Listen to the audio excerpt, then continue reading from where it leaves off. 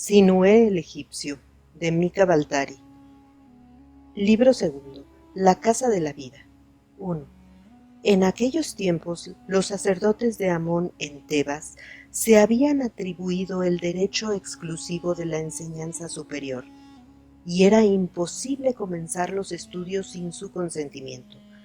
Es fácil comprender que la casa de la vida, como la casa de la muerte, hayan sido todos los tiempos instaladas en el interior de las murallas del templo, así como la alta escuela de teología para los sacerdotes de grados superiores. En rigor, puede admitirse que las facultades de matemáticas y de astronomía dependan de su jurisdicción, pero cuando los sacerdotes hubieron acaparado la escuela de comercio y la facultad de derecho, las gentes de cultura comenzaron a preguntarse si el clero no se mezclaba en cuestiones que dependían del faraón o del fisco. Cierto era que no se exigía la ordenación para entrar en la facultad de comercio o de derecho, pero como Amón disponía al menos de 1/5 de las tierras de Egipto y del comercio, y la influencia de los sacerdotes era considerable en todos los terrenos, toda persona deseosa de consagrarse al comercio o de entrar en la administración obraba cuerdamente sometiéndose al examen de un sacerdote de grado inferior, convirtiéndose así en un obediente servidor de Amón. La mayor de las facultades era naturalmente la del derecho, porque daba la competencia requerida para todas las funciones, ya se tratase del fisco, de la administración o de la carrera de las armas. La pequeña tropa de los astrólogos y los matemáticos llevaba una existencia apacible en las salas de conferencias, despreciando profundamente a los adolescentes que afluían a los cursos de contabilidad y geodesia. Pero la casa de la vida y la casa de la muerte vivían aparte en el recinto del templo, y sus discípulos gozaban de la consideración temerosa de los demás estudiantes. Antes de franquear el umbral de la casa de la vida, me era indispensable pasar el examen de sacerdotes de grado inferior en la Facultad de Teología. Debí consagrar a ello 3 años, porque al mismo tiempo acompañaba a mi padre en sus visitas a fin de aprovecharme de sus experiencias. Vivía en casa, pero cada día asistía a los cursos. Los muchachos que tenían protector poderoso podían pasar en pocas semanas este examen, que comprendía, además de los elementos de lectura, escritura y cálculo, textos sagrados aprendidos de memoria, así como leyendas sobre las santas trinidades y las santas eneadas que culminaban siempre en el rey de todos los dioses, Amón. El objeto de esta enseñanza maquinal era ahogar el deseo natural de los estudiantes de pensar por sí mismos e inspirarle una confianza ciega en la importancia de los textos aprendidos. Solo cuando estaba ciegamente sometido al poderío de Amón podía el joven estudiante alcanzar el primer grado del sacerdocio. Los candidatos a este sacerdocio estaban clasificados según los estudios que tenían intención de emprender más tarde. Nosotros, los futuros discípulos de la Casa de la Vida, formábamos un grupo aparte, pero no hallé en él ni un solo amigo. No había olvidado la prudente recomendación de Ptaor y me replegaba en mí mismo, obedeciendo humildemente las órdenes y haciéndome el distraído cuando los demás gastaban bromas o se mofaban de los dioses. Había entre nosotros hijos de médicos, cuyas visitas se pagaban en oro. Había también hijos de simples médicos rurales, a menudo mayores que nosotros, y que torpes y bronceados trataban de disimular su extrañamiento y balbuceaban estúpidamente sus lecciones. Había, en fin, muchachos de baja extracción que sentían una sed natural de saber y aspiraban a abandonar el oficio y la situación de sus padres, pero eran tratados severamente y con exigencias, porque los sacerdotes sentían por ellos una desconfianza innata, ya que veían en ellos gente descontenta de su suerte. Mi prudencia me fue útil, porque no tardé en darme cuenta de que los sacerdotes tenían entre nosotros sus espías. Una palabra imprudente, una duda expresada en público o una broma entre compañeros llegaba rápidamente a oídos de los sacerdotes, y el culpable era interrogado y castigado. Algunos discípulos eran bárbaramente apaleados, otros relegados del templo, y la casa de la vida les era igualmente cerrada, tanto en Tebas como en cualquier parte de Egipto. Si eran enérgicos, podían ganar las colonias como ayudantes de los amputadores de las guarniciones o seguir una carrera de Siria o el país de Kush, porque la reputación de los médicos egipcios se había extendido por el mundo entero.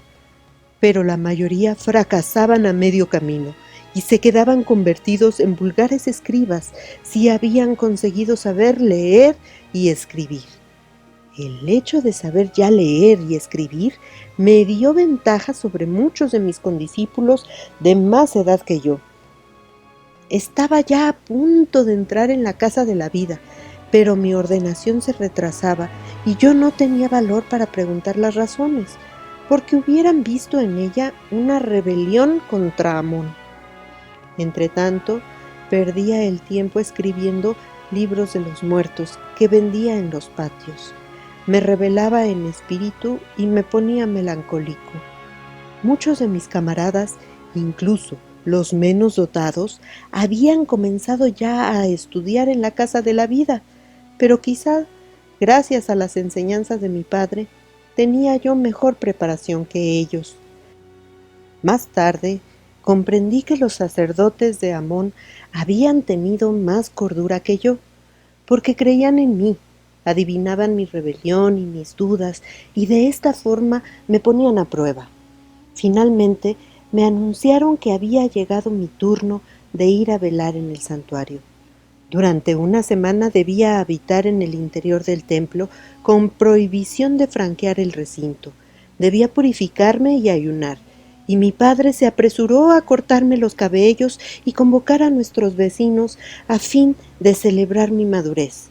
En efecto, a partir de aquel día era yo un adulto, puesto que estaba en condición de recibir la ordenación, acto que, pese a su carácter insignificante, me colocaba por encima de mis vecinos y de mis antiguos camaradas. Kipa había hecho cuanto estuvo en su mano, pero los pasteles de miel no me fueron agradables al paladar, y las gruesas bromas de mis vecinos no me divirtieron.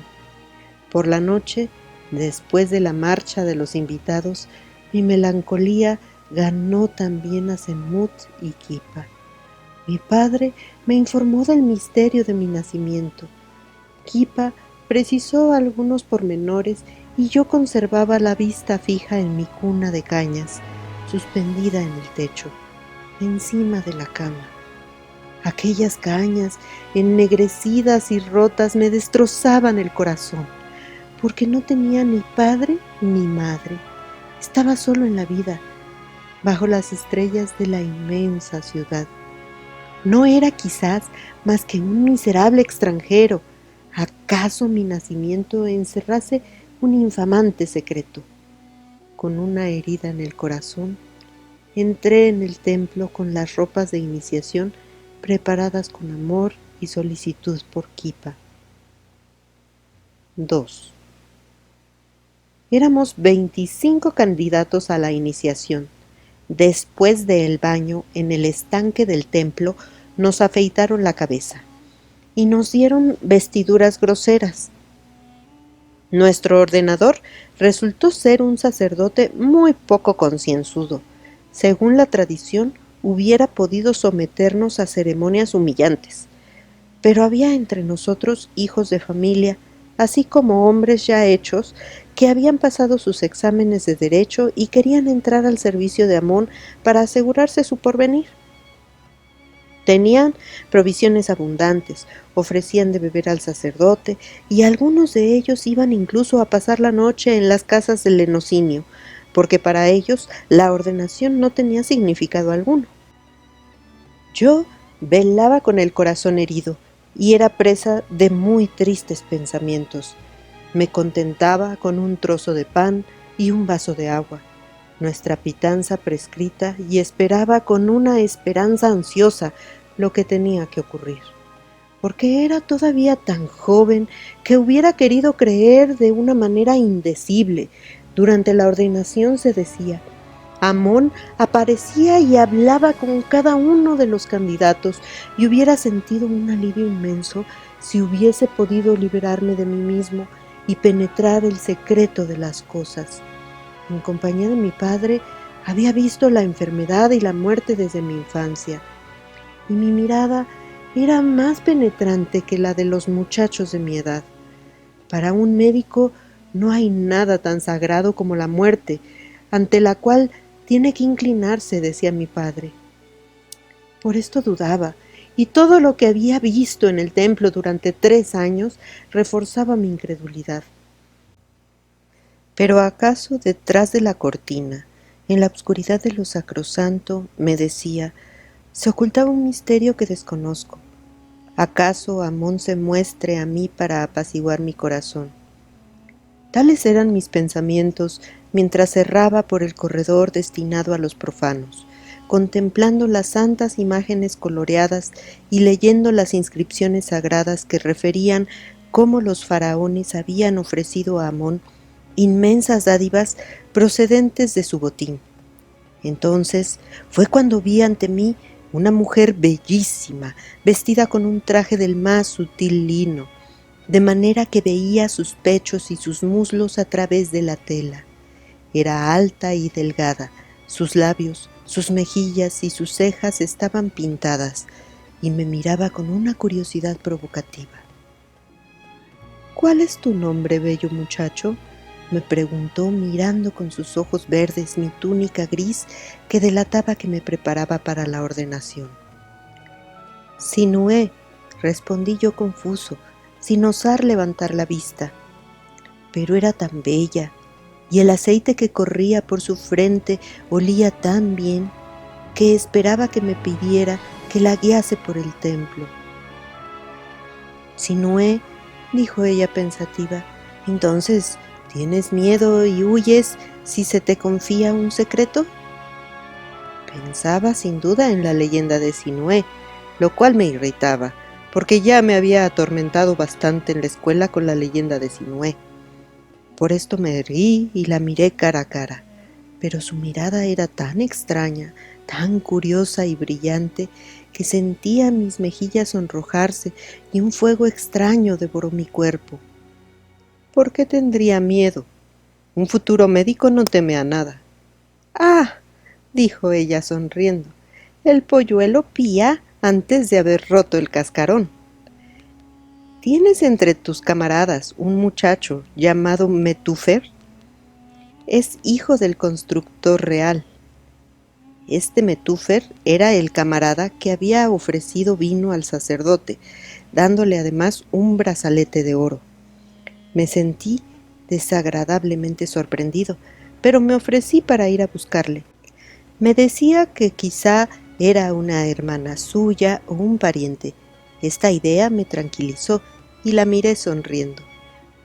«Pero, ¿cómo hacerlo, puesto que no conozco tu nombre y no podré decirle quién pregunta por él?» «Lo adivinará», dijo golpeando el suelo con impaciencia. Esto me llevó a mirar su pie, que el polvo no había ensuciado, y cuyas uñas estaban pintadas de rojo claro. «Sabrá quién pregunta por él. ¿Acaso me deba algo?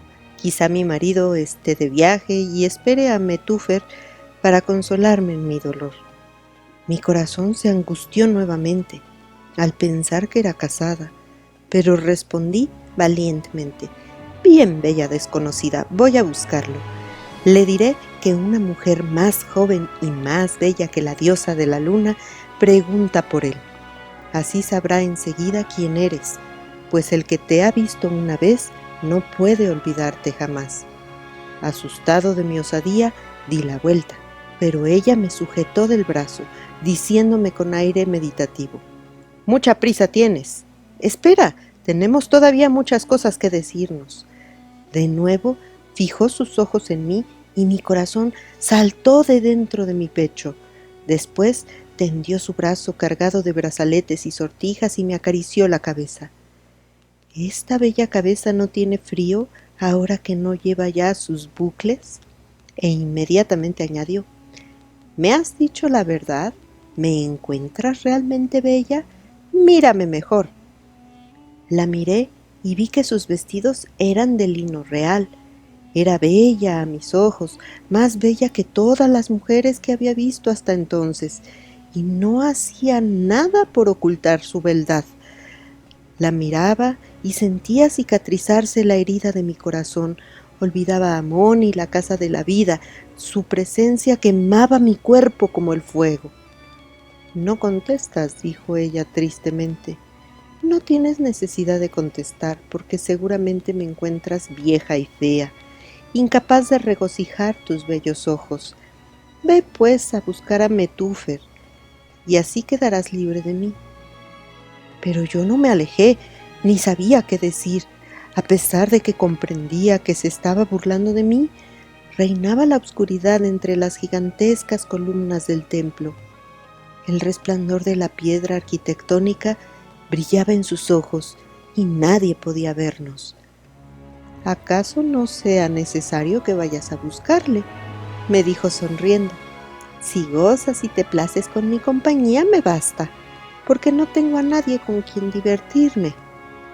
Entonces me acordé de las palabras de Kipa sobre las mujeres que invitan a los muchachos a divertirse con ellas. Fue este recuerdo tan brusco que retrocedí un paso. ¿No adiviné acaso que Sinue tiene miedo?, dijo ella avanzando hacia mí. Pero yo levanté la mano y dije rápidamente: sé muy bien quién eres. Tu marido está de viaje y tu corazón es un cebo pérfido y tu seno quema con mayor ardor que el fuego. Pero no tuve fuerzas para huir. La bella desconocida mostró una leve confusión, pero sonrió de nuevo y me dijo: ¿eso crees? Pues no es verdad. Mi seno no quema como el fuego. Por lo contrario, se dice que es delicioso. Compruébalo tú mismo. Me cogió la mano y la llevó a su pecho, del que sentí la belleza a través de la tenue tela, hasta tal punto que empecé a temblar y mis mejillas se sonrojaron. ¿No me crees todavía?, dijo con una decepción fingida. Es que la tela te estorba. Espera, deja que la separe. Abrió su túnica y puso mi mano sobre su pecho desnudo. Sentí latir su corazón, pero su pecho era tierno y fresco bajo mi mano. «¿Ves, Sinue?», dijo en voz baja. «Ven conmigo, beberemos vino y nos divertiremos juntos». «No debo alejarme del templo», le dije angustiado, sintiendo vergüenza de mi cobardía, porque la deseaba y la temía tanto como a la muerte. Debo conservarme puro hasta mi ordenación, de lo contrario me arrojarían del templo y no podría entrar jamás en la casa de la vida. Ten piedad de mí. Así hablé porque sabía que estaba dispuesto a seguirla si me lo hubiese pedido una sola vez más. Pero ella tenía experiencia y comprendió mi situación angustiosa. Dirigió una mirada a nuestro alrededor. Estábamos solos, pero la gente circulaba no lejos de nosotros y un guía explicaba a unos extranjeros las curiosidades del templo, exigiéndoles monedas de cobre para mostrarles nuevas maravillas. «Muy tímido eres, Sinue», me dijo. «Nobles y ricos me ofrecen alhajas de oro para que acepte divertirme con ellos. Pero tú deseas permanecer puro, Sinue». «Querrás sin duda que vaya en busca de Metúfer», le dije yo desamparado.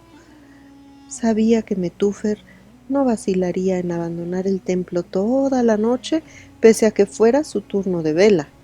Tenía medios de hacerlo porque su padre era el constructor real, pero en aquel momento hubiera sido capaz de matarlo.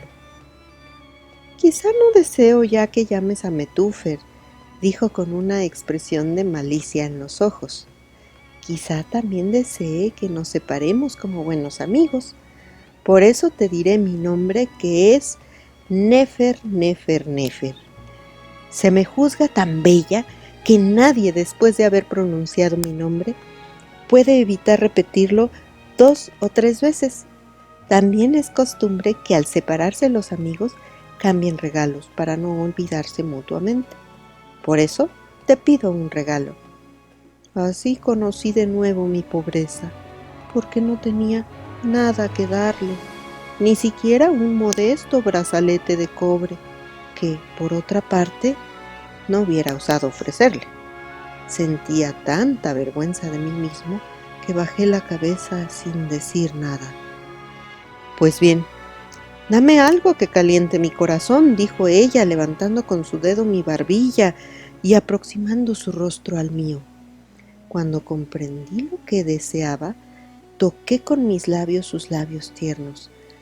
Lanzó un leve suspiro y dijo: Gracias, ha sido un bello regalo, Sinué, no lo olvidaré, pero debe ser seguramente extranjero, de un lejano país, porque no has aprendido a besar.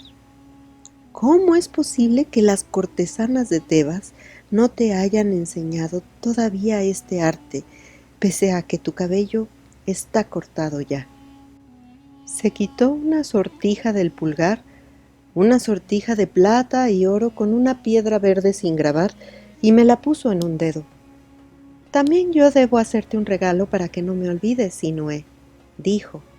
Cuando hayas entrado en la casa de la vida, podrás hacerte grabar en ella tu sello, y serás lo mismo que los nobles y los ricos.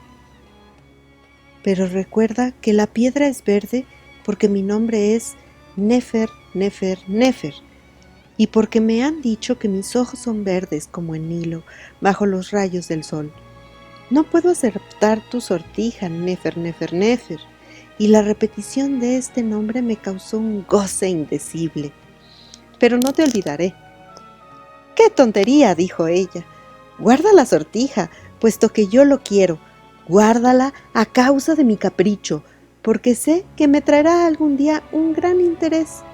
Agitó su dedo meñique delante de mis ojos y me dijo con coquetería: Desconfía siempre de las mujeres cuyo seno es más ardiente que el fuego. Dio media vuelta y se alejó, prohibiéndome acompañarla. Desde la puerta del templo la vi salir en una litera ricamente adornada. El corredor salió para abrirle paso gritando. Vi a la gente apartarse y susurrar después, pero su marcha me dejó sumido en una espantosa sensación de vacío, como si me hubiese arrojado de cabeza a algún sombrío abismo. Metúfer vio la sortija en mi mano algunos días después. Me cogió la mano y, contemplando la sortija, dijo: Por los 42 babuinos de Osiris, Nefer, Nefer, Nefer, ¿verdad? Jamás lo hubiera creído de ti. Me miró con aire de respeto, pese a que el sacerdote me hubiese encargado barrer el suelo y realizar los más bajos menesteres porque no le había llevado ningún regalo. En aquel momento odiaba a Metúfer como solo puede odiar un adolescente. A pesar de que ardía en deseos de interrogarlo sobre Nefer, Nefer, Nefer, me abstuve porque no quería rebajarme tanto. Oculté mi secreto en mi corazón, porque la mentira es más exquisita que la verdad y el sueño más puro que la realidad terrestre. Admiraba la piedra verde en mis dedos, evocaba sus ojos y su delicioso seno, y sentía el olor de su perfume. Sus labios dulces tocaban los míos y me consolaba, porque Amón se me había ya aparecido, y mi fe se había derrumbado. Por esto, al pensar en ella, murmuraba: hermana mía. Era a mis oídos como una caricia, porque desde la más remota antigüedad esta palabra ha significado mi adorada. 3. Pero quiero contar aquí cómo se me apareció Amón. La cuarta noche era mi turno de velar sobre el reposo de Amón. Éramos 7, de los cuales 2, Mosé y Bec, querían entrar también en la casa de la vida. Por esto los conocía. Yo estaba debilitado por el ayuno y la tensión de espíritu. Gravemente seguíamos sin sonreír al sacerdote. Que su nombre permanezca siempre en el olvido, que nos llevaba hacia el santuario. Amón había descendido de su barca tras la montaña occidental. Los guardianes soplaron en sus trompas de plata y las puertas del templo fueron cerradas. Pero el sacerdote que nos guiaba se había saciado de la carne de los sacrificios, los frutos y los panecillos dulces, el aceite corría por su rostro y el vino había empurpurado sus mejillas. Levantó, riéndose, la cortina y nos mostró el Santo de los Santos. Una enorme hornacina excavada en la roca albergaba a Amón, y bajo la luz de las lámparas sagradas, la pedrería de su cuello y su tiara lanzaban destellos rojos, verdes y azules, parecían ojos vivos. Al alba, bajo la dirección de los sacerdotes, debimos ungirlo y cambiarle las vestiduras. Yo lo había visto durante la fiesta de la primavera, llevado en procesión en una barca de oro, y las gentes se postraban delante de él. Lo había visto también durante las crecidas navegar por el lago sagrado en su real nave de cedro. Pero, pobre estudiante, no lo había visto más que de lejos, y su traje rojo no me había producido una impresión tan grande como ahora, bajo la luz de las lámparas y en el silencio absoluto del santuario. El color rojo estaba reservado a los dioses, y al mirarlo me parecía que la estatua de piedra me aplastaba con todo su peso. «Velad y orad por el Dios», dijo el sacerdote, agarrándose de las cortinas porque sus piernas no estaban muy seguras. «Quizá os llamará por vuestros nombres, porque tiene la costumbre de mostrarse a los candidatos y hablarles si los juzga dignos de ellos».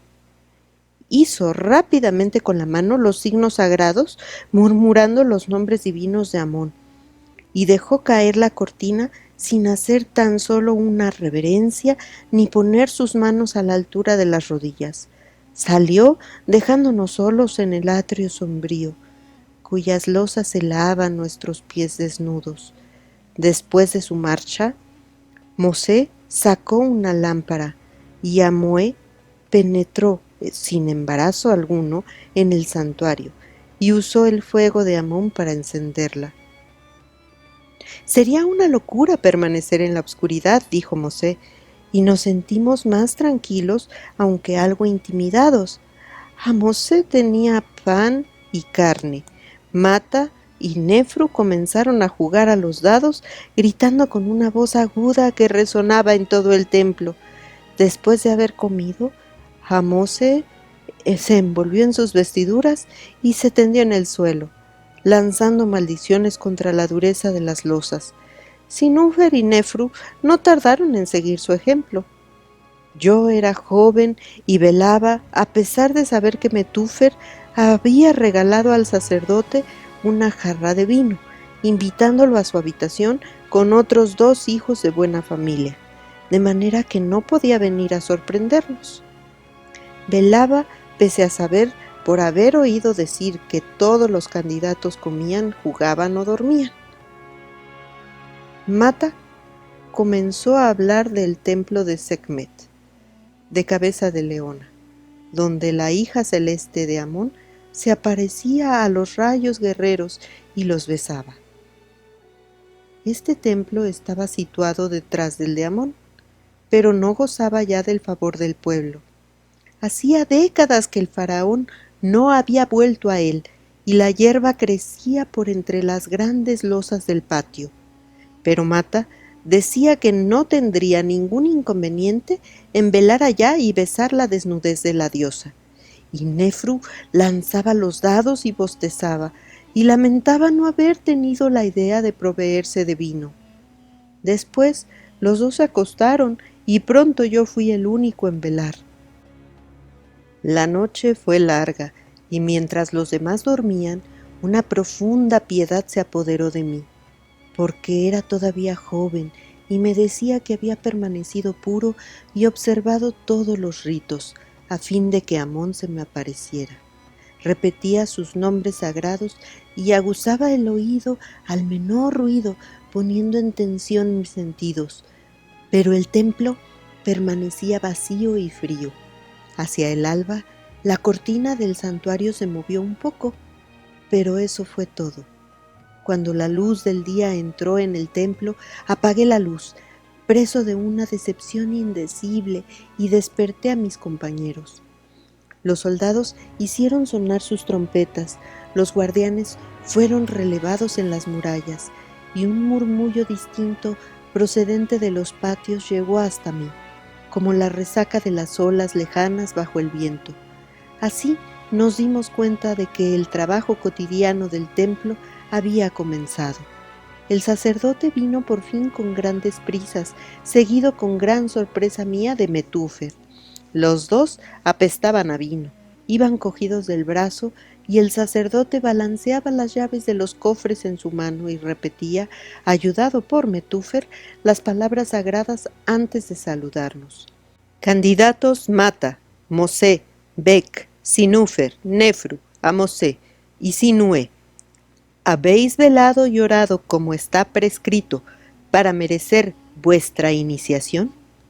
Sí, respondimos con una sola voz.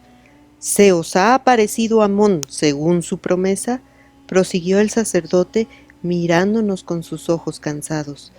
Después de un momento de vacilación en el grupo, Mosé dijo con prudencia: se nos ha aparecido según su promesa. Todos repitieron esta frase, pero yo no dije nada. Me parecía que una mano me estrujaba el corazón, porque lo que decían mis compañeros se me antojaba sacrilegio. Metúfer dijo con imprudencia: he velado y orado también por merecer la ordenación, porque la próxima noche tengo otra cosa que hacer que velar aquí.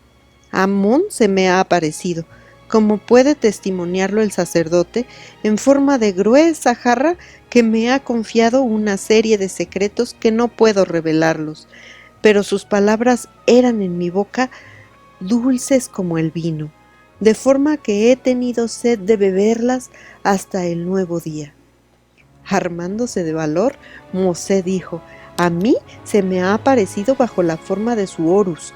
Se posó sobre mi hombro y me dijo: bendito seas, Mosé, bendita sea tu familia, a fin de que un día puedas sentarte en la casa de las dos puertas y tengas numerosos servidores a quien mandar. Los dos se dieron prisa en repetir lo que Amón les había dicho y hablaban todos a la vez mientras el sacerdote los miraba, riéndose, claro. No sé si contaban sus sueños o mentían, pero yo me sentía solo y desamparado y no decía nada. Finalmente el sacerdote se volvió hacia mí, frunció el ceño y dijo severamente: ¿y tú, Sinué, no eres acaso digno de ser ordenado? ¿No se te ha aparecido acaso el divino Amón? ¿No lo has visto siquiera bajo la forma de un ratón, puesto que elige a su antojo millares de formas distintas? Para mí se trataba de entrar en la casa de la vida, de manera que me armé de valor. Al alba he visto moverse la cortina del santuario, pero no he visto a Amón, ni me ha hablado. Ante mis palabras, todos se echaron a reír, y Metúfer se golpeó las rodillas diciéndole al sacerdote: «Es tonto». Cogió al sacerdote por la manga, que estaba manchada de vino, y le dijo unas palabras al oído mirándome. El sacerdote me lanzó una nueva mirada severa. «Si no has oído la voz de Amón», dijo, «no podré iniciarte, pero lo intentaremos, porque eres un muchacho creyente y tus intenciones son buenas». Y con estas palabras entró en el santuario. Metúfer se acercó a mí, vio mi expresión desolada y me sonrió amistosamente. «No temas nada», me dijo. Al cabo de un instante, todos tuvimos un sobresalto, porque en el templo resonaba una voz sobrenatural que parecía manar de todas partes, del techo, del muro y de las columnas. Esta voz decía: «Sinué, Sinué, Gandul, Aragán, ¿dónde estás? Preséntate ante mí y hónrame, porque no tengo ganas de esperarte todo el día». Metúfer se ahogaba de la risa y, empujándome hacia el santuario, me hizo acostarme sobre el suelo en la actitud prescrita para saludar a los dioses y los faraones. Pero levanté la cabeza y vi que la luz había invadido todo el santuario. La voz salía de la boca de Amón. «Sinué, Sinué, cerdo babuino, ¿estabas borracho puesto que dormías cuando te llamé? Deberías ser ahogado en el fango, pero por tu temprana edad te perdono, pese a que seas una bestia perezosa, porque perdono a los que creen en mí y arrojo a los demás a un abismo infernal». No recuerdo todo lo que dijo la voz, gritando y maldiciendo, ni quiero recordarlo, tan humillante y amargo era para mí, porque, escuchando bien, había reconocido en aquel rugido sobrenatural el tono de voz del sacerdote, y este descubrimiento me había dejado consternado y glacial. Pese a que la voz se hubiese callado, continué postrado a los pies de Amón, hasta que el sacerdote vino a levantarme con un puntapié, mientras mis compañeros me entregaban incienso, ungüentos, pomadas y vestiduras rojas. Cada cual tenía su misión determinada. Yo recordé la mía y corrí al vestíbulo en busca de un cubo de agua sagrada y paños para lavar el rostro, las manos y los pies del dios. A mi regreso vi al sacerdote escupir el rostro de Amón y enjuagarlo con su manga mancillada. Después, Mosé y Nefru le pintaron los labios, las cejas y las mejillas. Metúfer lo ungió y, riéndose, pasó el pincel por el rostro del sacerdote y el suyo. Finalmente, desnudamos la estatua, la lavamos y la secamos, como si hubiese hecho sus necesidades, y le pusimos vestiduras limpias. Cuando todo hubo terminado, el sacerdote recogió los vestidos y las ropas porque los vendía a trozos a los ricos visitantes del templo, y el agua servía para curar las enfermedades de la piel. Por fin quedamos libres y pude salir al patio bajo el sol, donde vomité. Mi corazón y mi cabeza estaban tan vacíos como mi estómago, porque no creía ya en los dioses. Pero cuando una semana después me ungieron con aceite y me ordenaron sacerdote de Amón, presté el juramento sacerdotal y recibí un certificado. Este ostentaba el sello del gran templo de Amón y mi nombre, y me daba acceso a la casa de la vida. Así fue como Mosé, Bec y yo entramos en esta casa. La puerta se abrió ante nosotros, mi nombre fue inscrito en el libro de la vida, como lo fueron un día los de mi padre Senmut y el de su padre. Pero yo ya no era feliz. En la casa de la vida, la enseñanza hubiera debido ser vigilada por los médicos reales, cada cual en su rama, pero solo se les veía raramente, porque su clientela era numerosa. Recibían ricos regalos por sus servicios y habitaban vastas residencias en las afueras de la villa. Sin embargo, cuando se llevaba a la casa de la vida un enfermo cuyo caso sobrepasaba la competencia de los médicos ordinarios o al que nadie atrevía a tratar, se llamaba a un médico real que hacía cuanto podía delante de los discípulos. Así, gracias a Amón, el enfermo más pobre podía gozar de los cuidados de un médico real, porque los enfermos de la casa de la vida pagaban según sus medios, y aun cuando muchos llevaban un certificado atestiguando que un médico ordinario no podía curarlos, los más pobres iban directamente a la casa de la vida, y no se les hacía pagar nada. Todo aquello era bello y justo, pero yo no hubiera querido ser pobre y estar enfermo, porque con estos pobres desgraciados se ejercitaban los aprendices, y los alumnos los cuidaban sin darles calmantes, de manera que tenían que sufrir las pinzas, las cuchillas y el fuego sin anestesia. Por esto frecuentemente se oían en los patios de la Casa de la Vida los aullidos y los lamentos de los pobres. Incluso para un alumno dotado, los estudios eran largos. Debíamos aprender la ciencia de los remedios y conocer las plantas, saber cogerlas en el momento propicio, secarlas y destilarlas, porque en caso de necesidad de un médico, debía poder preparar él mismo sus pociones. Yo y muchos otros murmurábamos contra este sistema, porque no veíamos la utilidad, puesto que en la Casa de la Vida se podían obtener todos estos remedios ya mezclados y dosificados. Pero, como se verá más tarde, esta enseñanza me fue muy útil. Debíamos aprender también los nombres de las diferentes partes del cuerpo, su función y el objeto de los diferentes órganos. Debíamos aprender a manejar el cuchillo, el escalpelo y las tenazas, pero ante todo debíamos acostumbrar nuestras manos a sentir los dolores, tanto en las cavidades del cuerpo humano como a través de la piel. Y había que saber también leer las enfermedades en los ojos del paciente. Teníamos asimismo que asistir a un parto cuando los cuidados de la comadrona no bastaban. Había que aprender a aumentar o calmar los dolores según las necesidades. Había que saber distinguir las enfermedades graves de las benignas, las que procedían del espíritu como las del cuerpo. Había que saber filtrar la verdad a través de las palabras del enfermo y de la cabeza a los pies.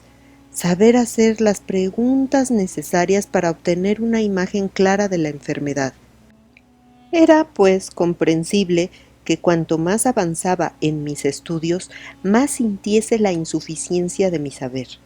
¿No es acaso una realidad que un médico no lo es realmente hasta que reconoce humildemente que no sabe nada?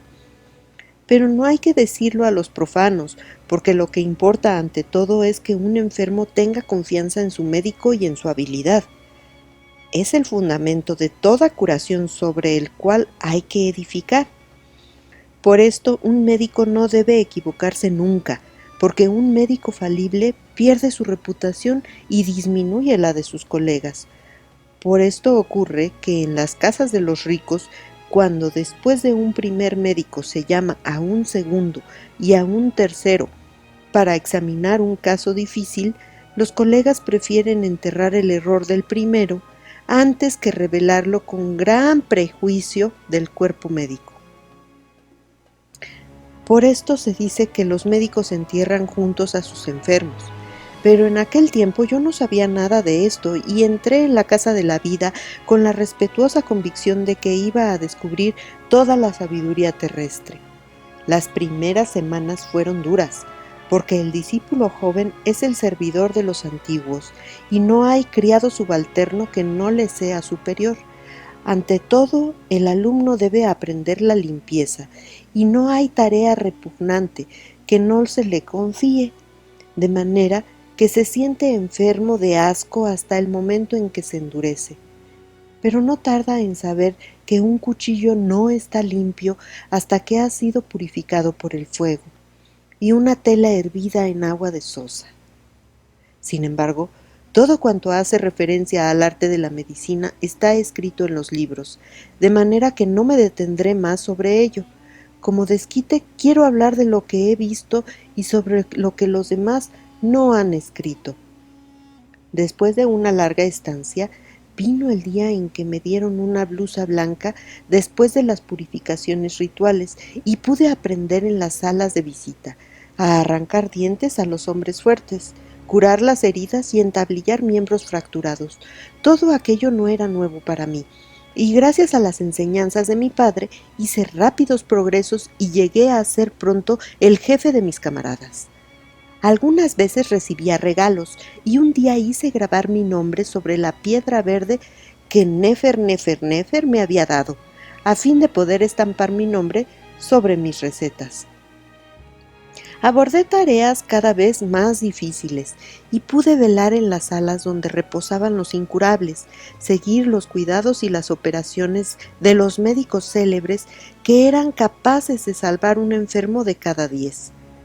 Aprendí también a ver que para el médico la muerte no tiene nada de espantoso y que a menudo para el enfermo es una amiga compasiva, de manera que frecuentemente el rostro de un hombre moribundo demuestra más felicidad que durante los días miserables de su vida. Sin embargo, fui ciego y sordo hasta el momento en que tuve una iluminación como antaño. Durante mi infancia, cuando las imágenes, las palabras y las letras cobraron vida para mí. Un día mis ojos se abrieron, me desperté como de un sueño y con el espíritu desbordante de alegría me pregunté, ¿por qué? Porque la temida clave de todo verdadero saber es la pregunta, ¿por qué? Esta palabra es más fuerte que la caña de Thoth y más poderosa que las inscripciones grabadas sobre la piedra. He aquí cómo ocurrió. Una mujer no había tenido hijos y se creía estéril porque había pasado ya de la cuarentena. Un día sus menstruos cesaron y atemorizada acudió a la casa de la vida preguntándose si un mal espíritu había penetrado en ella emponzoñando su cuerpo. Como está prescrito, tomé unos granos de trigo y los hundí en la tierra. Regué algunos granos con agua del Nilo y los otros con orina de la mujer. Puse todo aquello al sol y le dije a la mujer que volviese a pasar al cabo de algunos días. Cuando vino, los granos habían germinado. Los que habían sido regados con agua del Nilo eran pequeños, mientras los demás estaban florecientes. Así, lo que estaba escrito era la verdad, como se lo dije a la mujer sorprendida. Regocíjate, mujer, porque en su misericordia el poderoso Amón ha bendecido tu seno, y tendrás un hijo, como las demás mujeres benditas. La pobre mujer lloró y me dio un brazalete de plata que pesaba 2 deben, pero en el acto me preguntó si sería un varón, porque se figuraba que lo sabía todo. Reflexioné un momento, la miré fijo a los ojos y le dije, será un hijo, porque las probabilidades eran las mismas y en aquellos tiempos tenía suerte en el juego. Estuvo todavía contenta y me dio otro brazalete igual al primero. Una vez que se hubo marchado me pregunté, ¿cómo es posible que un grano de trigo sepa lo que ningún médico puede dilucidar antes de que los signos del embarazo sean perceptibles a la vista? Entonces me decidí a ir a hacer esta pregunta a mi maestro, pero éste se limitó a contestar, está escrito. Pero aquella no era una respuesta satisfactoria para mí. ¿Por qué? Me decidí a consultar acerca de la maternidad al médico comadrón real, quien me dijo, Amón es el dios de todos los dioses. Su ojo ve la matriz que recibe la semilla. Si permite la fecundación, ¿por qué no permitiría que un grano germinase en la tierra si se ha regado con el agua de la mujer fecundada? Me dirigió una mirada de compasión como a un imbécil, pero su respuesta no me satisfizo. Ahora mis ojos se abren y veo que los médicos de la Casa de la Vida conocían únicamente los textos y las costumbres, pero nada más, porque si preguntaban por qué había que cauterizar una herida purulenta mientras se unta una herida ordinaria y se la cubre con un apósito y por qué el moho y las telarañas curan los abscesos, me respondían, así se ha hecho siempre. De la misma forma, el manipulador del cuchillo que cura tiene el derecho de practicar las 122 operaciones e incisiones que han sido descritas y las ejecuta más o menos bien según su experiencia y habilidad, más o menos lentamente, ocasionando más o menos sufrimientos al enfermo, pero no puede hacer nada más porque solo éstas han sido escritas. Había gente que se adelgazaba y cuyo rostro se ponía pálido, pero el médico no podía descubrir enfermedad ni defecto, y sin embargo Estos enfermos recuperaban la salud si comían el hígado crudo de las víctimas de los sacrificios, pagando por él un precio elevado. Pero nadie podría explicar el por qué. Nadie se atrevía siquiera a preguntarlo. Otros tenían dolores en el vientre y sus manos y sus rostros se ponían ardientes. Tomaban purgantes y calmantes, pero unos sanaban y otros morían sin que los médicos pudiesen decir de antemano lo que ocurría. No estaba siquiera permitido preguntarse por qué. No tardé en darme cuenta de que hacía demasiadas preguntas, porque todos comenzaron a mirarme de soslayo y los camaradas entrados más tarde que yo pasaron delante de mí y me daban órdenes. Entonces fue cuando me quité la vestidura blanca, me purifiqué y abandoné la casa de la vida, llevándome los 2 brazaletes cuyo peso era de 4 deben. 5. Cuando salí del templo en pleno día, cosa que no me había ocurrido desde hacía muchos años, me di cuenta inmediatamente de que Tebas había cambiado mucho durante mis estudios. Lo vi al seguir la avenida de los carneros y al cruzar las plazas de los mercados. Por doquier reinaba una nueva inquietud y la indumentaria de la gente era más lujosa y complicada, y era ya imposible distinguir por los pliegues del traje y la peluca si era un hombre o una mujer. De las tabernas y las casas de placer salía la música de Siria, y en las calles se oían constantemente nombres extranjeros. Los sirios y los negros se mezclaban descaradamente con los egipcios. La opulencia y el poderío de Egipto eran infinitos, y desde hacía siglos ningún enemigo había hollado el suelo del país, y los hombres llegados a la edad adulta ignoraban cuánto hiciese referencia a la guerra. ¿Pero la gente era acaso más feliz? No lo creo, porque todas las miradas estaban inquietas, todo el mundo llevaba prisa, cada cual esperaba una mejora futura sin gozar el momento presente. Andaba al azar por las calles de Tebas. Iba yo solo y mi corazón estaba henchido de angustia y de dolor. Regresé a casa y vi que mi padre Senmut había envejecido, su espalda se había encorvado, y sus ojos no podían ya distinguir los signos sobre el papel. Vi también que mi madre Kipa había envejecido, jadeaba al caminar y no hablaba más que de la tumba, porque con sus economías mi padre había comprado una tumba en la necrópolis situada al oeste del río. Yo la había visto, era de ladrillos con los muros adornados con las imágenes e inscripciones habituales. Estaba rodeada de millares de tumbas semejantes que los sacerdotes de Amón vendían muy caras a la gente respetable y económica a fin de asegurarles la inmortalidad. Para complacer a mi madre, le había redactado un libro de los muertos que sería enterrado en la tumba con mis padres, a fin de que no se extraviasen en su largo viaje, y estaba escrito sin la menor falta, si bien tenía imágenes pintadas como los que vendían en el templo de Amón. Mi madre me dio de comer y mi padre me interrogó sobre mis estudios, pero no encontramos nada más que decirnos. Mi casa me era extranjera, y extranjera me era también la calle en que vivíamos, y por esto mi corazón se acongojaba. Pero yo pensaba en el templo de Ptah y en Totmés, que quería ser artista, y me dije, tengo 4 deben de plata en el bolsillo, voy a ir a encontrar a mi amigo a fin de que nos divirtamos juntos bebiendo vino, puesto que no obtengo nunca respuesta a mis preguntas. Por esto me despedí de mis padres diciéndoles que debía de regresar a la casa de la vida, y a la caída de la tarde fui al templo de Ptah y pregunté al guardián por el alumno Totmés. Entonces me enteré que había sido expulsado de la escuela hacía mucho tiempo ya.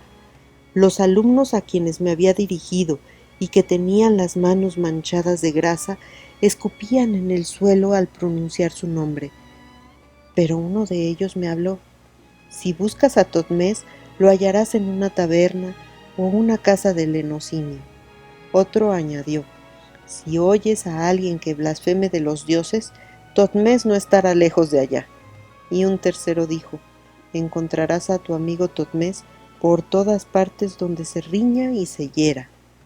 De nuevo escupieron delante de mí porque había dicho que era amigo de Totmés, pero creo que obraron así únicamente a causa de su dueño, porque en cuanto éste hubo dado media vuelta, me dijeron que fuese a una taberna llamada La Jarra Siria.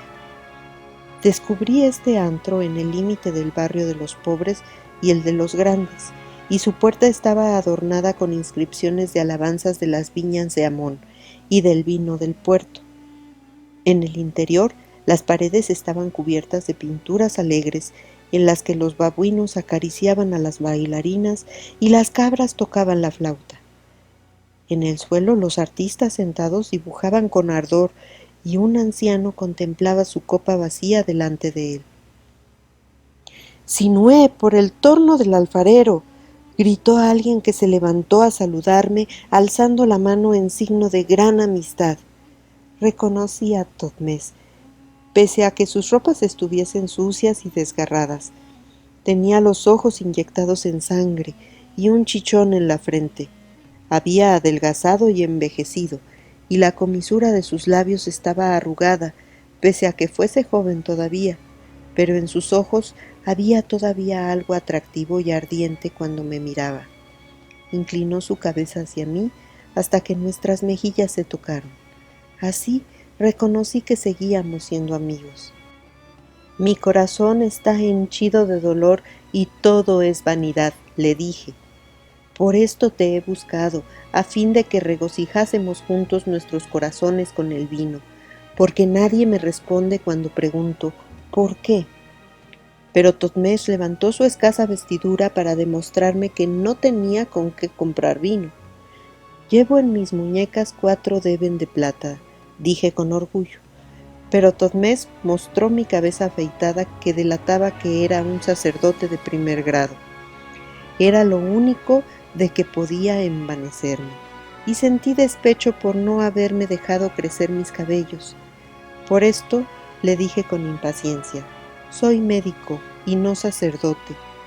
Creo haber leído en la puerta que tienen aquí también los vinos del puerto. Probémoslos si son buenos». Con estas palabras sacudí los brazaletes de mis brazos, y el dueño acudió y se inclinó ante mí poniendo las manos a la altura de las rodillas. «Tengo vinos de Sidón y de Biblos, cuyos sellos están todavía intactos y que han sido endulzados con mirra», dijo. «Ofrezco también vinos mezclados en copas de colores. Suben a la cabeza como los suspiros de una mujer bonita y llenan de júbilo el corazón». En vista de que el dueño seguía enumerando incansablemente las excelencias de su mercancía, me volví hacia Totmés, que encargó una mezcla de vinos.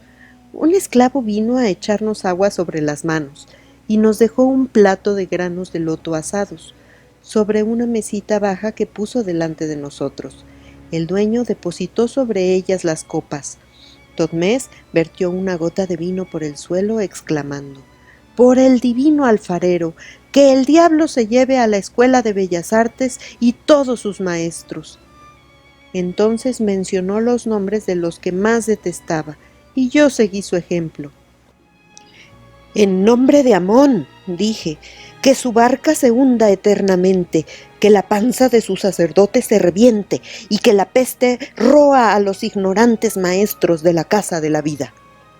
Pero pronuncié estas palabras en voz baja, a fin de que ningún desconocido las oyese. «No temas nada», me dijo Totmés, «en esta taberna han escandalizado tanto los oídos de Amón que nadie hace ya caso. Aquí todos los clientes son gente perdida. No conseguiría siquiera ganar mi pan y mi cerveza si no se me hubiese ocurrido dibujar ilustraciones para los hijos de los ricos». Me mostró un rollo de papiro cubierto de dibujos, y no pude menos que reírme, porque había dibujado una fortaleza defendida por un gato tembloroso contra unos ratones. Había también un hipopótamo que cantaba en la cima de un árbol, mientras que un pichón trepaba penosamente por una escalera apoyada contra el tronco. Totmés me miró, y sus ojos pardos sonrieron. Enrolló de nuevo el papiro y dejó de reír, porque me mostraba una imagen en la que un diminuto sacerdote calvo llevaba a un faraón como se lleva una víctima al suplicio. En otro, un faraón pequeño se inclinaba ante la inmensa estatua de Amón. Viendo mi sorpresa, me explicó: ¿no es acaso justo? También los padres se ríen de mis imágenes porque son disparatadas. Es tan ridículo que un ratón ataque a un gato como que un sacerdote arrastre a un faraón tirado de la correa. Pero los que saben comienzan a reflexionar. Sin embargo, no careceré de pan ni de cerveza hasta el día en que los sacerdotes me hagan asesinar por sus guardianes en cualquier esquina. Les ha ocurrido ya a otros. Bebamos, dije yo. Y vaciamos nuestras copas, pero mi corazón no sintió ningún regocijo. ¿Es acaso un error preguntar por qué? Dije yo entonces. Desde luego, es un error, porque el hombre que se atreve a preguntar por qué no tiene ya hogar, ni techo, ni asilo en el país de Kemi. Todo debe permanecer inmutable, ya lo sabes. Yo temblaba de júbilo y de orgullo al entrar en la Escuela de Bellas Artes. Recuérdalo, Sinué. Era como un sediento al lado de una fuente, como un hambriento que recibe un pan. Y he aprendido muchas cosas útiles. He aprendido a sostener un lápiz en la piedra, a pulir ésta, a combinar los guijarros de colores y a teñir el alabastro. Pero cuando quise ponerme a modelar lo que soñaba para el goce de mis ojos, un muro se levantó ante mis ojos y me hicieron amasar el barro para los demás, porque ante todo existe la fórmula. El arte tiene un canon, como cada letra su tipo, y el que se aparta de ello está maldito. Por esto, el que desdeña las fórmulas no llegará nunca a ser artista. Desde el principio de los tiempos está escrito cómo debe figurar un hombre sentado y un hombre de pie. Desde el principio de los tiempos está establecido cómo un caballo levanta las patas y cómo un buey arrastra su carreta. Desde el principio de los tiempos está prescrito cómo debe trabajar un artista, y quien no se sujetó a ello será arrojado del templo y privado de piedra y de cincel. Oh, Sinué, amigo mío, también yo he preguntado, ¿por qué? Con demasiada frecuencia lo pregunté, ¿por qué? Por este motivo estoy aquí, con este chichón en la frente. Bebimos el vino, nuestro espíritu se aligeró y mi corazón experimentó un alivio como si hubiese reventado un absceso, porque no estaba yo solo. Y Totmés prosiguió: Sinué, amigo mío, hemos nacido en una extraña época. Todo se mueve y cambia, como el barro en el trono del alfarero. Las modas cambian, las palabras y las costumbres también. Y las gentes no creen ya en los dioses, aunque los teman todavía. Sinué, amigo mío, hemos nacido probablemente en la decadencia de un mundo, porque el mundo es ya viejo, puesto que han transcurrido ya 1000 o 2000 años desde la construcción de las pirámides. Cuando pienso en ello, quisiera bajar la cabeza y llorar como un niño. Pero no lloró, porque bebíamos vino mezclado en copas pintadas, y cada vez que nos las llenaba el dueño, se inclinaba poniendo las manos a la altura de las rodillas. Algunas veces acudía un esclavo a verternos agua sobre las manos. Mi corazón era ligero y rápido como una golondrina al principio de la primavera, y sentía deseos de recitar poemas y abrazar al mundo entero. «Vamos a una casa de placer», dijo Totmés riéndose. «Vamos a escuchar música y ver las bailarinas a fin de que nuestro corazón se regocije y no nos preguntemos más ¿por qué?». Entregué en pago uno de los brazaletes, recomendando al dueño que lo manejase con cautela, porque estaba todavía húmedo de la orina de una mujer encinta. Esta idea me regocijó en gran manera, y el patrón se rió también, y me devolvió un buen puñado de monedas, de manera que pude darle una al esclavo. El dueño se inclinó ante mí y nos acompañó hasta la puerta, rogándonos que no olvidásemos la jarra siria. Afirmó conocer también a una serie de muchachas sin prejuicios, que estarían encantadas de conocerme si iba a su encuentro con un barril de vino comprado en su casa. Pero Totmés dijo que su abuelo se había ya acostado con aquellas mismas sirias, que podrían llamarse abuelas más que hermanas.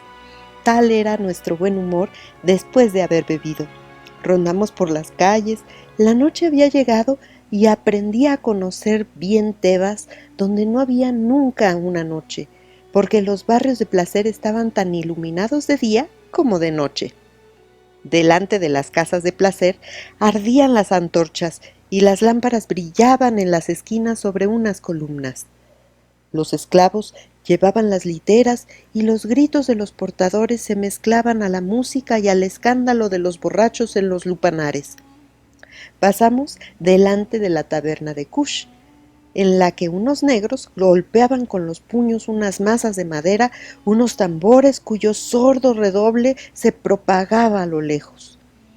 De todas partes llegaba una música siria, ruidosa y primitiva, cuya extrañeza rompía el tímpano, pero cuyo ritmo cautivaba y enardecía.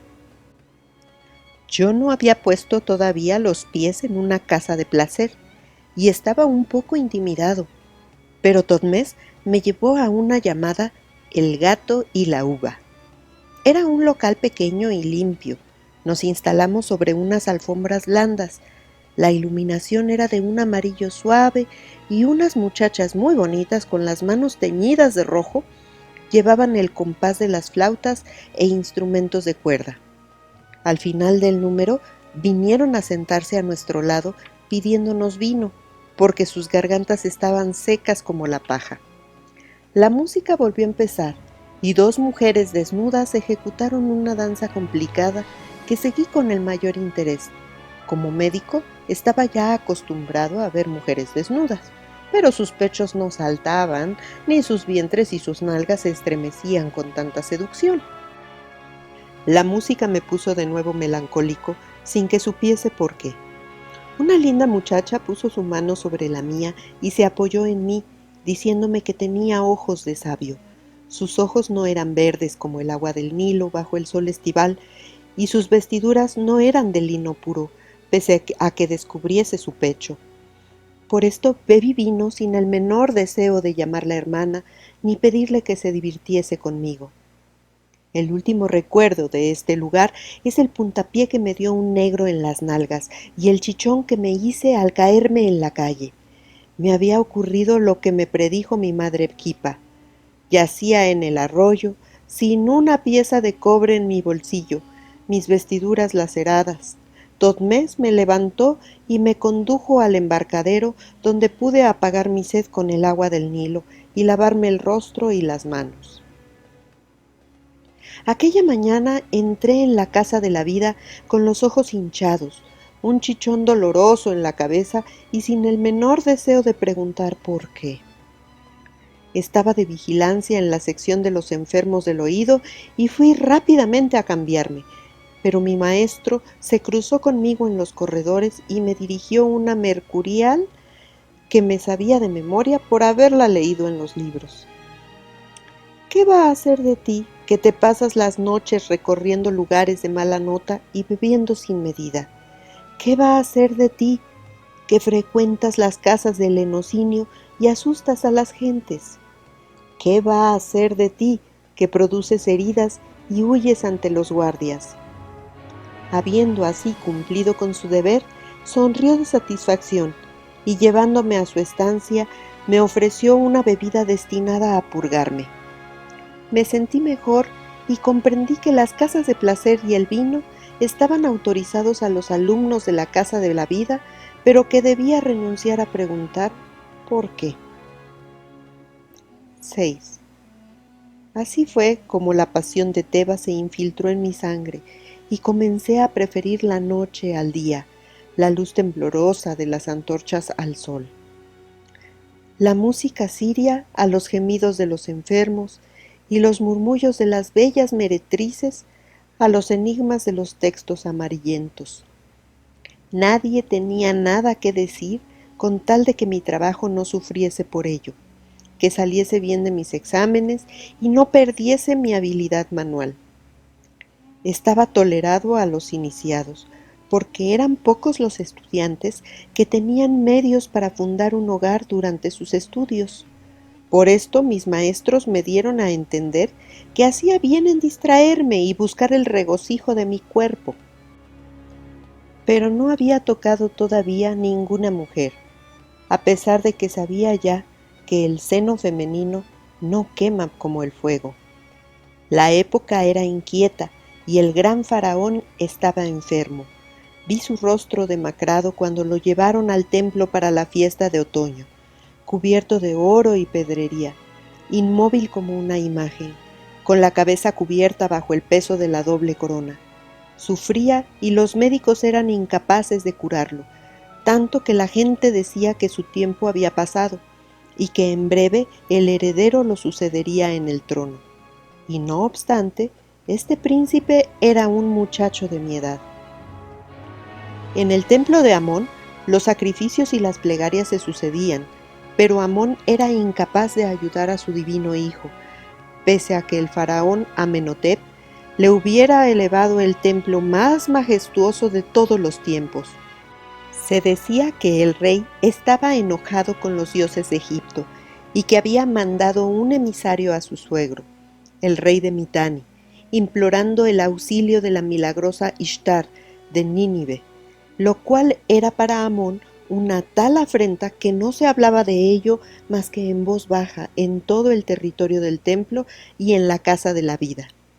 Llegó en efecto la estatua de Ishtar y vi a los sacerdotes de barba rizada con sus extrañas tiras y sus gruesos mantos de lana pasearla sudando por la villa de Tebas, al son de los instrumentos de metal y al sordo redoble de los tamboriles.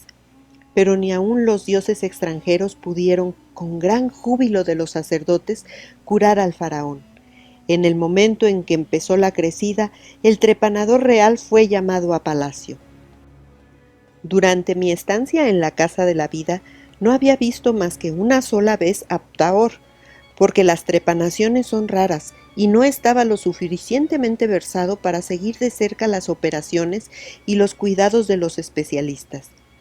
He aquí, pues, a Ptaor, llamado a toda prisa a la casa de la vida.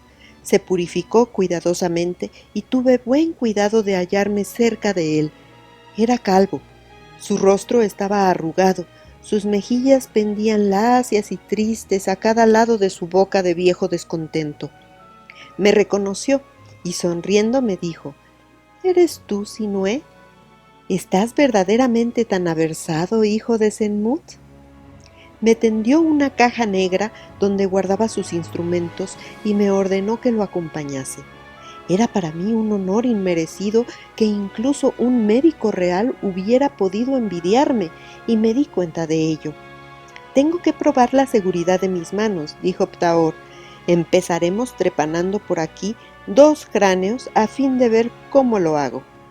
Tenía los ojos cansados y sus manos temblaban un poco. Entramos en la sala de los incurables, los paralíticos y los heridos en la cabeza. Ptaor examinó algunos cráneos y eligió a un viejo para quien la muerte sería una liberación, y un robusto esclavo que no podía hablar ni mover los miembros a causa de una herida de piedra que había recibido durante una pelea. Se les dio un anestésico y fueron llevados a la sala de operaciones. Ptaor limpió él mismo sus instrumentos y los pasó por la llama. Mi tarea consistió en afeitar la cabeza de los 2 enfermos. Después de esto, limpiamos la cabeza y la lavamos, untamos la piel con una pomada y Ptaor pudo ponerse al trabajo. Comenzó por hendir el cuero cabelludo del viejo y separarlo a los lados sin inquietarse ante la intensa hemorragia. Después, con movimientos rápidos, perforó el hueso desnudo haciendo un agujero con el trépano, y sacó un trozo de hueso. El viejo comenzó a jadear y su rostro se puso de color violeta. «No veo ningún defecto en su cabeza», dijo Ptaor, volviendo a colocar el hueso en su sitio y vendando la cabeza después de haberla recocido, después de lo cual el viejo entregó su alma. «Mi mano tiembla un poco», dijo Ptaor. «¿Alguien más joven que yo iría a buscarme una copa de vino?». Entre los espectadores se encontraban, además de los maestros de la Casa de la Vida, numerosos estudiantes que se preparaban para ser trepanadores. Una vez hubo bebido su vino, Ptaor se ocupó del esclavo que, sólidamente amarrado, lanzaba miradas enfurecidas pese al estupefaciente que había tomado. Ptaor ordenó que lo atasen más sólidamente todavía y que colocasen su cabeza sobre un soporte especial a fin de que no pudiese moverse. Cortó el cuello cabelludo y esta vez evitó cuidadosamente la hemorragia. Las venas del borde de la herida fueron cauterizadas y la efusión de sangre fue parada por medio de medicamentos. Esto fue el trabajo de los demás médicos, porque Ptaor quería evitar cansarse las manos. En realidad, existía en la Casa de la Vida un hombre inculto, cuya sola presencia bastaba para detener al instante toda hemorragia. Pero Ptaor quería hacer un curso y se reservaba el hombre para el faraón. Después de haber limpiado el cráneo, Ptaor mostró a todos los asistentes el sitio donde el hueso había sido hundido. Utilizando el trépano, la sierra y las pinzas, levantó un trozo de hueso grande como la mano y mostró a todo el mundo cómo la sangre coagulada se había adherido a los pliegues blancos del cerebro. Con una prudencia extrema, retiró los coágulos de sangre uno a uno y una esquirla de hueso que había penetrado en el cerebro.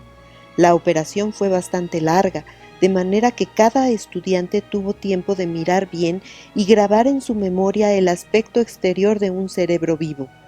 Enseguida, Ptaor cerró el agujero con una placa de plata que se había preparado entretanto con el modelo del hueso retirado, y la fijó con unos pequeños garfios. Después de haber recocido la piel del cráneo y curado la herida, dijo: «Despertad a este hombre». En efecto, casi había perdido el conocimiento. Se desató al esclavo, le vertieron vino en la garganta y se le hizo respirar algunos medicamentos fuertes. Al cabo de un instante se sentó y empezó a lanzar maldiciones. Era un milagro increíble para aquel que no lo hubiese visto con sus propios ojos, porque antes de la operación el hombre no podía ni mover sus miembros. Esta vez no tuve que preguntarme por qué, ya que Ptaor explicó que el hueso hundido y la sangre vertida en el cerebro habían producido aquellos síntomas visibles. «Si no muere en el plazo de 3 días, podrá considerársele curado», dijo Ptaor, «y dentro de 2 semanas podrá darle una paliza al hombre que le fracturó el cráneo. No creo que muera». Después dio las gracias a todos los que habían asistido y mencionó incluso mi nombre, a pesar de que no hubiese hecho más que tenderle los instrumentos que necesitaba. Pero yo no había adivinado su intención al encargarme esta tarea. Al confiarme su caja de ébano, me designaba para ser su ayudante en el palacio del faraón. Durante 2 operaciones yo le había tendido los instrumentos.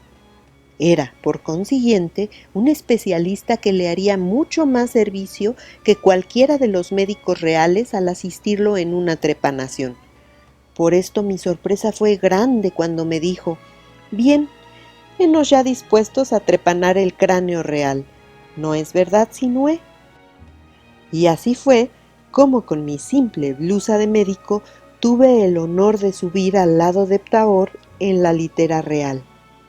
El hombre cuya presencia detenía las hemorragias tuvo que instalarse en uno de los brazos, y los esclavos del faraón nos llevaron rápidamente con un paso tan igual que la litera no se balanceaba en lo más mínimo. En la ribera nos esperaba la barca real, y se nos llevó a fuerza de remos. Más parecía volar que deslizarse sobre la superficie del agua. del desembarcadero nos llevaron rápidamente al Palacio Dorado. Y yo no me sorprendí de aquella prisa, porque por las calles de Tebas circulaban ya los soldados y los mercaderes llevando sus mercancías a los depósitos, y se cerraban puertas y ventanas, síntomas todos que indicaban que el faraón estaba próximo a morir.